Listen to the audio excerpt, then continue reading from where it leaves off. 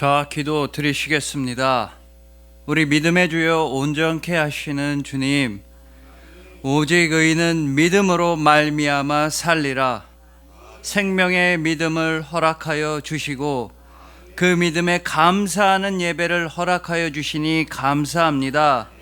언제나 처음 믿음으로 기도하며 처음 마음으로 승리하며 처음 사랑으로 사랑합니다.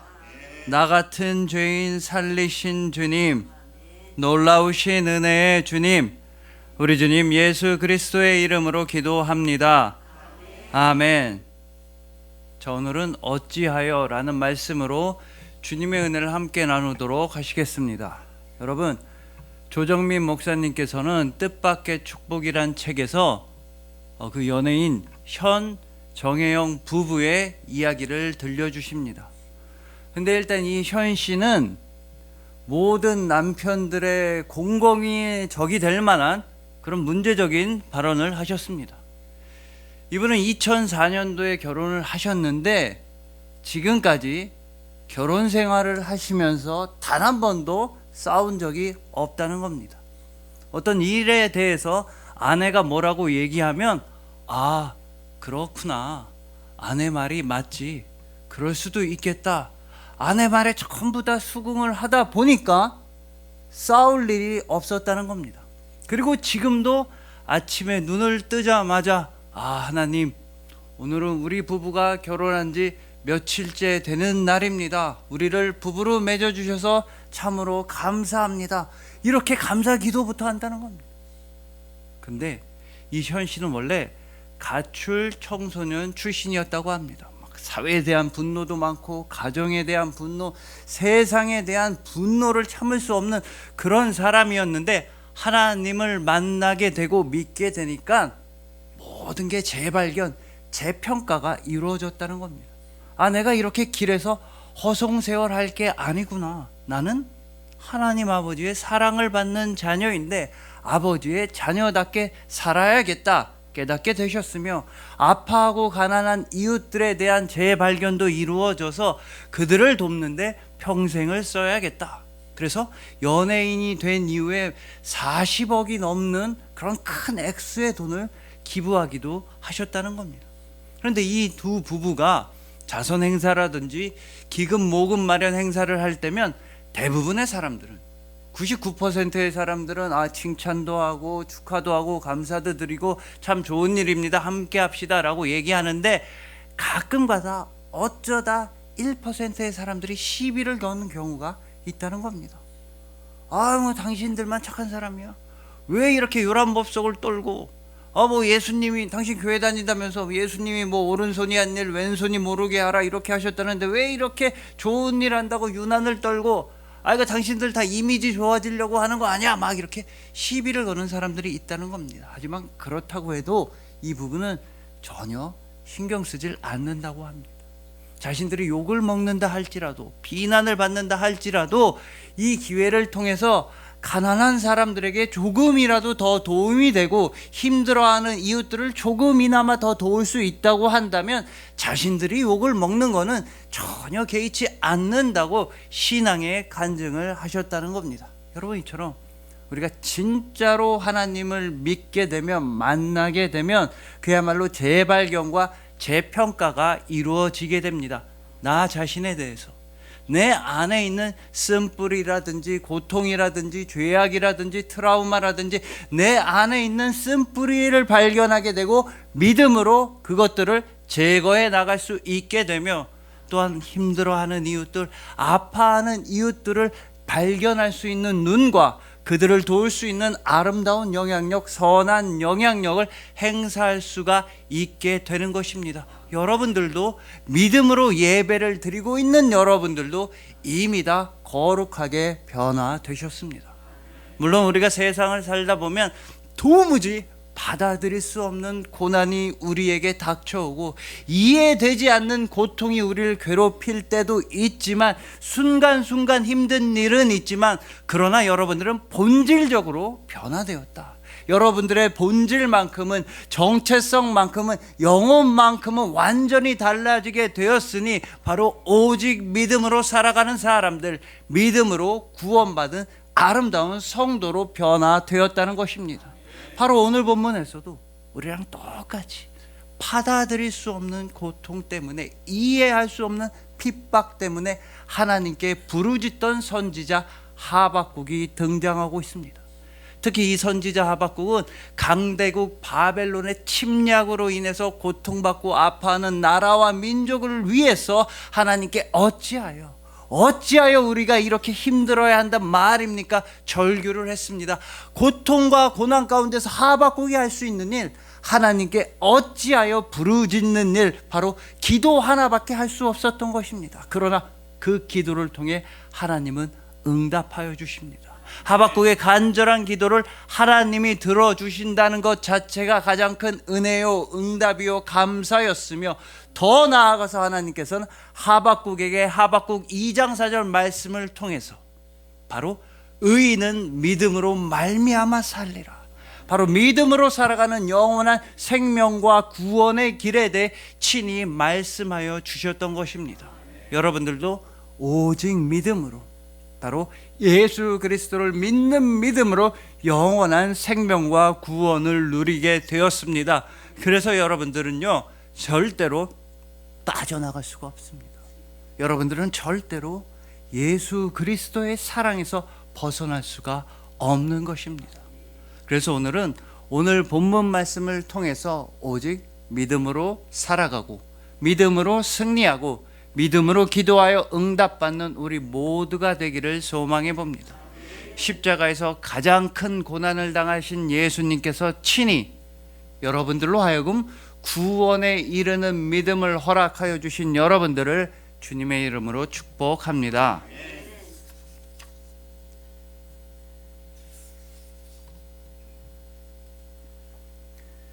자, 방금 말씀드린 대로 오늘 본문은 강대국 바벨론이 예루살렘을 막 침략해서 괴롭히고 살육하고 진짜 큰 고난과 고통을 당하던 때에 하박국이 하나님께 드린 기도이니, 그런데 그렇게나 큰 고통과 고난과 핍박 가운데에서도 선지자 하박국은 하나님을 이렇게 부르고 있다고 본문 12절은 증언합니다. 선지자가 이르되 여호와 나의 하나님, 나의 거룩한 이시여. 여러분, 백성들이 끌려가고 살육당하고 포로가 되고 정말 모든 것이 무너져가고 아픈 그 상황 가운데서도 하박국은 하나님을 나의 하나님이라고 부르고 있다는 것입니다. 끝까지 하나님을 나의 거룩한 이시여라고 고백을 하고 있다는 것입니다. 더군다나 오늘 본문을 보시면 우리를 괴롭히는 바벨론은 하나님께서 사용하시는 도구입니다. 이번은 고난과 아픔들은 우리의 잘못 때문에, 우리가 믿음에서 벗어나기 때문에 당하는 고난입니다 라는 회개의 기도, 라는 신앙의 고백까지 동시에 하고 있는 것입니다. 그렇다면 여러분, 선지자 하박국은 도대체 어떻게 해서 가장 큰 고난과 아픔 가운데서도 하나님을 나의 하나님이라고 부르는 믿음의 고백과 자신들의 죄악을 회개하는 회개의 간구를 할 수가 있었던 것일까요? 여러분, 일단 하박국이라고 하는 이름은 품다, 안다, 안아주다 라는 뜻이라고 합니다. 그러니 오늘 본문 당시의 상황과 맞물려 생각해 본다면 선지자 하박국은 하나님으로부터 이런 소명을 받았다는 것입니다. 바로 고난당하는 백성들을 안아주는 소명, 그것도 하나님의 마음으로서 아파하는 이웃들을 품어주고 보듬어주는 그런 소명을 받았다는 것입니다. 이러한 선지자 하박국의 이름의 뜻과 하박국의 신앙의 고백과 하박국의 회개의 간구를 통해서 보자면 지금 이 시대를 살아가는 그리스도인인 우리 역시도 두 가지 소명을 받았다는 걸 알 수 있습니다. 첫째, 하나님을 나의 하나님이라고 고백하는 것입니다. 무슨 일이 있다 할지라도, 나이가 정말 힘든 일이 있어도 하나님은 나의 하나님이시며, 나한테 정말 기쁜 일이 있어도 하나님은 나의 하나님, 내 삶의 모든 순간에서 하나님은 나의 하나님이라고 고백할 수 있어야 합니다. 이 고백이 무너지면, 이 고백이 흔들리면 우리 삶 전체가 무너지게 되는 것입니다. 그리고 우리가 받은 두 번째 소명은 그 하나님의 마음을 품고서 주변에 힘든 이웃들, 가난하고 아파한 영혼들을 품어주는 소명 또한 받았다는 겁니다. 이와 관련해서 예전에 어느 목사님께서 멀리 떨어진 도시에 있는 어떤 교회로부터 부흥회에 오셔서 설교를 좀 해달라는 부탁을 받으셨습니다. 그래서 차를 몰고 가셨는데 그 교회가 있는 동네까지는 가셨는데 그때만 해도 뭐 내비게이션도 없고 핸드폰에 뭐 GPS 이런 거 없을 때였습니다. 지도만 보고 교회를 대충 찾아가셨는데 동네까지는 갔는데 교회가 어딘지를 정확히는 모르겠는 겁니다. 그래서 동네를 막 뱅글뱅글 계속 운전하면서 돌아도 교회를 찾지를 못하셨습니다. 그러다가 할아버지가 지나가시는 걸 보고 창문을 열고 할아버지 이 동네에 무슨 교회가 있다고 하는데 어디 있는지 아세요? 그랬더니 할아버지가 에휴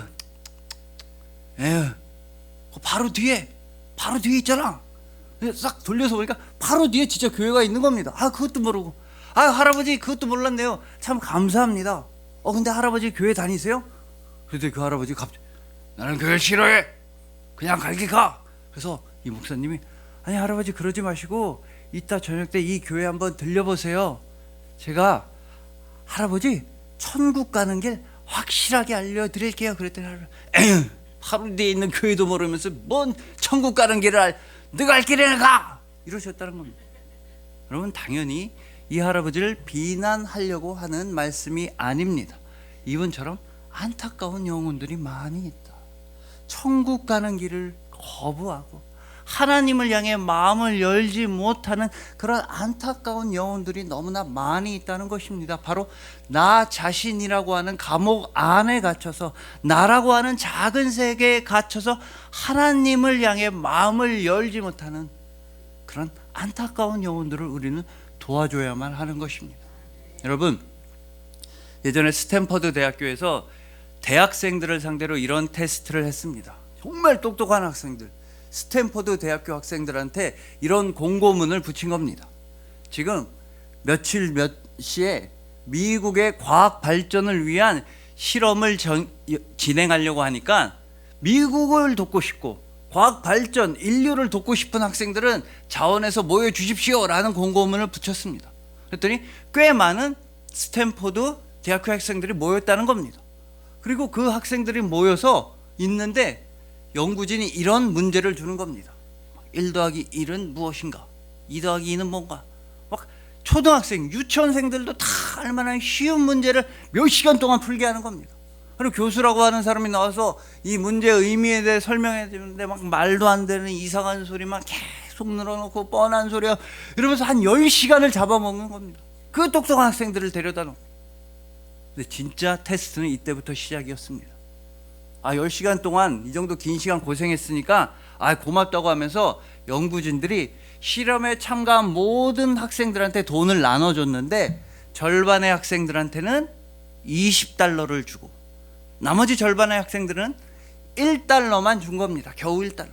그런 다음에 실험에 참가한 전체 학생들한테 실험에 참가한 보람이 있었는지 물어보고 이 테스트의 의미는 뭘지 물어보고 오늘 하루 기분은 어땠는지 인류의 과학 발전을 위해 기여한 소감은 어떤지 이런 걸 등등 물어봤습니다. 그러면 여러분 상식적으로 누가 더 좋게 긍정적으로 대답을 했겠습니까? 상식적으로는 그래도 돈이라도 $20 많이 받는 학생들이 좋게 대답을 했을 것 같습니다. 돈이라도 벌었으니까 그래도 오늘 공치지 않았네, 헛되지 않았네, 괜찮았네 좋게 대답할 것 같은데 결과는 정반대였다는 겁니다. 겨우 $1 천 몇백 원 받은 학생들이 오히려 오늘 하루 보람 있었습니다. 내가 그래도 미국의 과학 발전에 이바지할 수 있어서 참 기쁜 하루였습니다. 이렇게 좋게 천 몇백 원 받은 학생들이 더 좋게 대답을 했다는 겁니다. 그 이유는 왜냐하면 여러분들이 한번 상상해 보십시오. 여러분들이 어디 불려가서 5시간 10시간 일했는데 고생했습니다 하고 1,500원 주면 여러분들은 어떤 생각이 가장 먼저 드시겠습니까? 야 이거 속았네. 속았네. 내가 이거 바보 같았다, 실패했다, 오늘 하루 완전 날려, 아우 시간 아까워, 내가 멍청했지, 내가 잘못했네, 내가 속았네. 네, 여러분, 우리 인간이 제일 견디기 힘들어하는 게 이겁니다. 내가 잘못했네, 내가 실패했네, 내가 바보 같았네. 이렇게 나의 잘못을 인정하는 걸 사람은 제일 힘들어합니다. 그래서 1달러 받은 학생들은 아니야, 이 실험에 뭔가 의미가 있었을 거야, 나는 실패하지 않았어, 나 오늘 하루 날린 거 아니야, 그 증거로 나 1달러밖에 안 받았어, 나 돈도 안 받았어, 나 자원봉사할 만큼 착한 사람이야, 나 무료로 돈 안 받고도 인류의 과학 발전을 위해 이바지할 정도로 나는 착한 사람이야 라는 생각으로 스스로를 속여가면서 대답했기 때문에 더 좋은 긍정적인 대답이 나왔다는 겁니다. 여러분, 이처럼 특히나 현대에 들어서 나라고 하는 감옥에서 벗어나질 못하는 사람이 정말 많아지고 있습니다. 그저 나만 생각하는 겁니다. 그러다 보면 생기는 가장 큰 문제가 바로 하나님을 나의 하나님으로, 하나님께 온전히 모든 걸 맡기는 믿음이 어려워지는 시대인 것입니다. 그러나 하나님을 나의 하나님, 나의 거룩한 이시여라고 고백할 때에만 이런 길이 우리에게 생길 수 있다고 오늘 본문 12절은 말씀하고 있습니다. 우리가 사망에 이르지 아니하리이다. 하나님을 나의 하나님으로 고백하시는 여러분들은 절대로 사망에 이르지 아니하는 것입니다. 모든 세상을 승리하는 것입니다. 왜냐하면 예수 그리스도께서 친히 우리를 대신하여 십자가에서 죽임을 당하시고 예수님께서 우리를 위하여 죽음에서 부활하셨기 때문입니다. 그 예수님을 믿는 믿음으로 살아가시는 여러분들은 바로 오늘도 예수님과 함께 부활을 살아가며 바로 지금 이 순간도 예수님과 함께 부활 생명을 누리고 있는 중인 것입니다. 그러니 부디 첫 번째로, 가장 먼저 어떠한 일이 있어도, 아무리 힘들고 아무리 슬퍼도 아무리 기뻐도 하나님을 나의 하나님이라고 고백하시길 소망합니다. 그리고 두 번째로는 그 하나님의 마음을 품고서 주변에 힘들고 아파하는 이웃들을 품어주시고 안아주시길 소망하는 것입니다.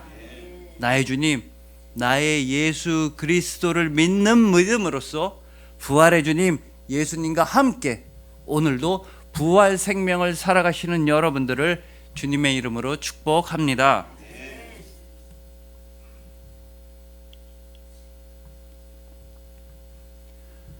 저 다음으로 오늘 본문 15절을 보시면 이 선지자 하박국은 자신들을 침략하고 괴롭히던 바벨론을 바로 어부에 비유하고 있습니다. 그가 낚시로 모두 낚으며 그물로 잡으며 투망으로 모으고 그리고는 기뻐하고 즐거워하여. 근데 잘 보시면 이 고난과 핍박이 점점 더 세지고 있다는 걸 알 수 있습니다.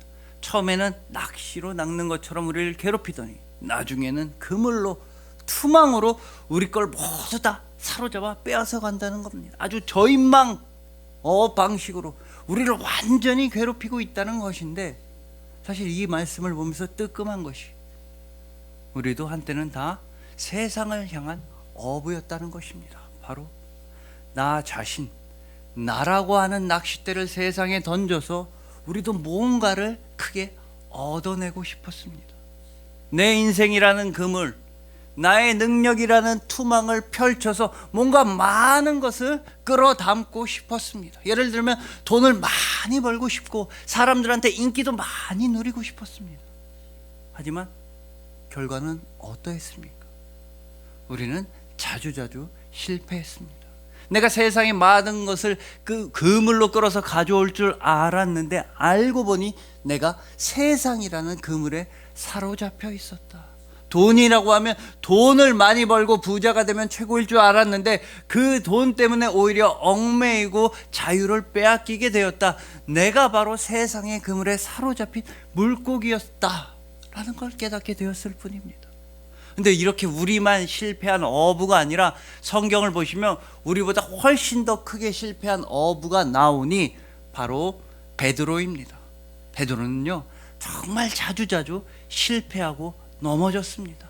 뭐 예수님을 보더니 나도 물 위로 걷겠습니다. 물 위를 걷다가 믿음이 약해져서 물에 빠져 죽을 뻔했으며, 나는 절대로 예수님 배신하지 않겠습니다. 그러더니 3번이나 예수님을 모른다고 배신하고 부인하기도 했던 것입니다. 그러나 그러한 베드로의 인생을 온전하게 회복시켜 주신 예수님의 방법은 바로 베드로의 초심, 베드로의 처음 믿음을 회복해 주시는 것이었다고 김성경 목사님은 말씀하십니다. 여러분, 이게 무슨 뜻이냐면, 우리가 핸드폰을 사용하든 TV를 사용하든 컴퓨터를 사용하든 가끔가다 먹통이 될 때가 있습니다. 아무 이유 없이 그냥 잘 안 될 때가 있습니다. 그럴 때 여러분은 제일 먼저 어떻게 하십니까? 그럴 때 우리는 제일 먼저 핸드폰을 들고 AS 센터를 가는 게 아니라 일단은 껐다가 켜봅니다. 껐다가 켜보면 그러면 잘 되고 고쳐질 때가 있습니다.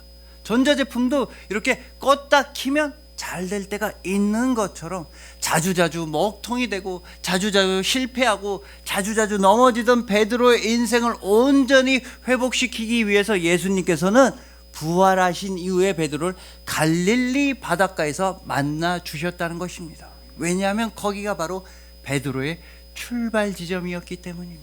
바로 거기서 베드로는 예수님을 처음으로 만났으며, 그보다 더 중요하게는 예수님께서 그 갈릴리에서 너는 이제 사람을 낚는 어부가 되어라, 다른 영혼들을 살리는 일을 하는 어부가 되라는 귀한 소명을 처음으로 주신 장소였기 때문입니다. 우리 역시도 예수님을 처음 만난 그 믿음, 예수님을 향했던 그 처음 사랑을 회복해야만 합니다.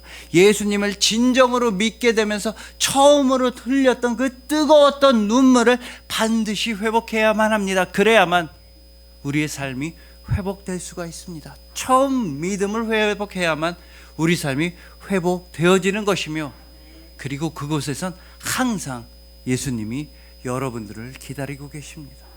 이렇게 우리의 처음 믿음을 회복하기에 제일 좋은 방법은 기도라고 이인호 목사님은 솔직하게 고백하십니다. 이 목사님께서는 목사님의 표현에 의하면 정말로 태어나기를 걱정과 불안이 많은 성격으로 태어나셨다고 합니다. 예를 들면 일기예보에서 비가 온다는 소식만 봐도 운전을 두려워서 못할 정도로, 그 정도로 불안도가 높고 걱정도 많은 그런 성격이셨는데, 예수님을 믿게 되면서 길이 하나 뚫리셨다고 고백하는 겁니다. 그게 바로 모든 일을 주님께 기도하는 것입니다. 그것도 구체적으로 기도하는 것입니다. 일기예보에 비가 온다고 하면 예수님 어떻게 합니까? 비가 온다고 하는데 저는 두려워서 못하겠습니다. 운전 어떻게 합니까? 이렇게 구체적으로, 남들이 보기에는 그런 일로도 기도하나 싶을 정도로 사소한 일도 주님께 말씀드리고, 남들이 보기엔 절대로 안 된다고 하는 일도 주님께 다 맡기고 올려드렸더니 그제서야 마음의 평강과 세상 가운데에서의 승리도 찾아오게 되었다는 것입니다. 여러분들도 다 목욕탕 가보셔서 아실 겁니다. 목욕탕에 가면 딱 써 있는 게 귀중품은 카운터에 보관하세요, 분실물은, 돈 안 된 물건은 책임지지 않습니다, 이렇게 딱 써 있습니다. 그런 것처럼 여러분들의 귀중품, 바로 여러분들의 삶이라고 하는 가장 귀한 귀중품을 온전히 주님께 맡겨 놓아야만 하는 것입니다. 그래야 여러분들의 삶이 분실되지가 않습니다. 즉, 걱정을 달고 살 게 아니라 기도를 달고 살아야 하며, 한숨을 계속 쉴 게 아니라 숨 쉬듯이 기도해야만 여러분들의 삶은 온전히 회복되고 건강해질 수가 있다는 것입니다. 따지고 보면 오늘 본문 전체가 다 주님을 향한 기도입니다. 선지자 하박국은 어찌하여 절규하며 기도하고 있습니다. 어찌하여 이 바벨론처럼 악한 세상이 우리를 사로잡고 괴롭힙니까? 라고 간절히 기도하고 있는 것입니다. 여러분들도 세상이라는 그물 때문에 힘들고 아프실 때 주님과 함께 솔직히 기도해 보십시오. 어찌하여 내가 이런 고난을 당해야 합니까? 그런 간절한 기도 가운데 여러분들은 반드시 깨닫게 되실 것입니다. 내가 세상의 그물에 사로잡혀 있는 것이 아니라 사랑의 그물에 사로잡혀 있다. 예수 그리스도의 은혜의 그물이 나를 두르고 있다. 주님께서 그 생명싸개 안에 나를 보호하시며 천국 가는 그 순간까지 주님께서 그 품 안에 나를 안전하고 강건하게 보호해 주신다는 그 확신, 예수 그리스도의 사랑을 받고 있다는 그 확신을 기도를 통해 반드시 체험하게 되실 것입니다. 그러니 부디 여러분들을 두렵게 하는 모든 걱정과 염려는 그냥 다 온전히 주님의 손에 맡겨 드리시길 소망합니다. 오직 믿음으로 기도하시고 오직 믿음으로 응답 받으시길 소망하는 것입니다. 천국의 어부이신, 생명을 살리는 진짜 어부이신 예수 그리스도께서 그 사랑의 그물로서 안전하게 보호하여 주시는 여러분들을 주님의 이름으로 축복합니다.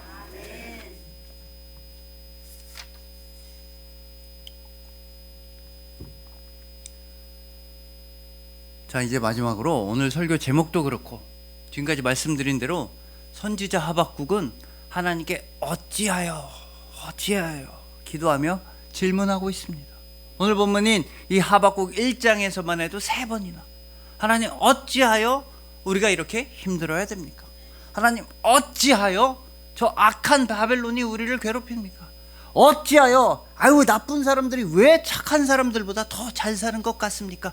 이렇게 답답한 마음에 기도하고 질문하고 있는 것입니다. 그리고 그 하박국의 어찌하여 라고 하는 질문에 대해 하나님 아버지께서는 하박국 2장 4절에서 그 유명한 최종적인 대답을 해주셨습니다. 의인은 그의 믿음으로 말미암아 살리라. 여러분, 이 말씀 너무 귀한 말씀입니다. 그래서 우리는 다 오직 믿음을 강조하고 실천하고 살아가고 있는 것입니다. 그런데 하나님 아버지께서 해주신 이 말씀 중에서 아버지께서 제일 힘주어서 말씀하신 부분은 바로 살리라 이 부분입니다.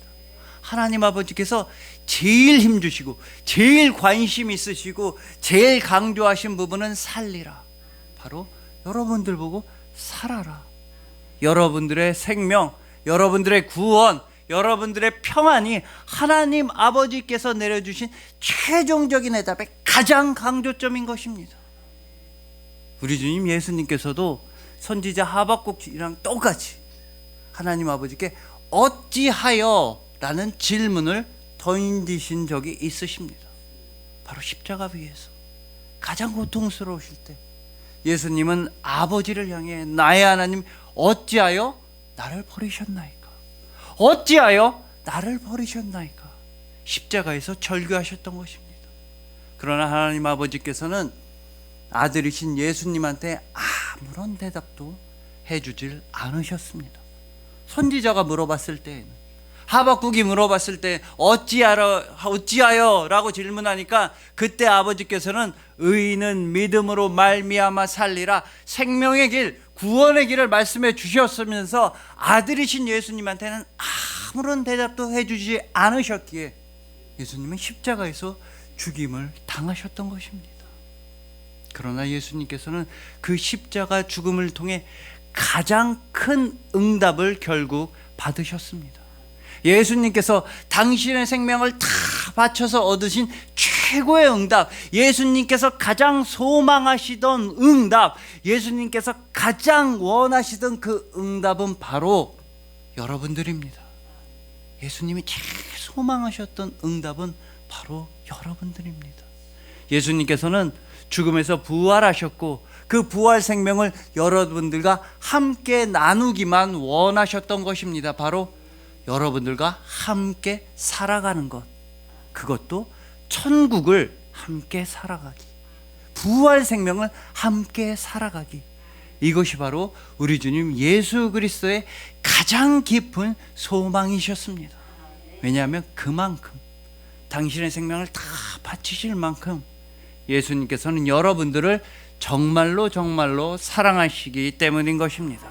그리하여 무슨 일이 있다 할지라도, 어떤 일이 생긴다 할지라도 하나님을 나의 하나님이라고 끝까지 고백하시는 여러분들을 두렵게 하는 모든 염려와 걱정과 근심은 온전히 믿음으로 주님께 올려드리고 그 믿음의 기도로서 온전한 응답을 받으시는 여러분들, 예수님의 유일한 소망, 예수님께서 가장 원하셨던 응답, 바로 여러분들과 함께 부활 생명을 살아가기, 그것이 바로 예수님의 소망이실 만큼 예수님께서 정말로 사랑하시는 여러분들을 진심으로 사랑하고 축복합니다.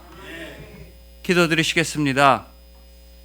우리 믿음의 주요 온전케 하시는 주님, 오직 의인은 믿음으로 말미암아 살리라 약속하시고 그 약속 이루어 주시니 감사합니다. 이제 나의 그물을 채우는 일도 우리의 관심사가 아닙니다. 이제 더 이상 세상의 그물에 사로잡히는 일도 우리의 관심사가 아닙니다. 오직 주님의 은혜의 그물에 붙들리어 영원한 나라를 향하여 감사함으로 나아갑니다. 걱정을 달고 사는 것이 아니라 기도를 달고 살겠습니다. 기도만이 우리의 진짜 호흡이며 능력이며 회복임을 감사함으로 고백합니다. 항상 처음 믿음과 처음 마음과 처음 사랑으로 기도하겠습니다. 나 같은 죄인 살리신 주님, 놀라우신 은혜의 주님, 우리 주님 예수 그리스도의 이름으로 기도합니다. 아멘.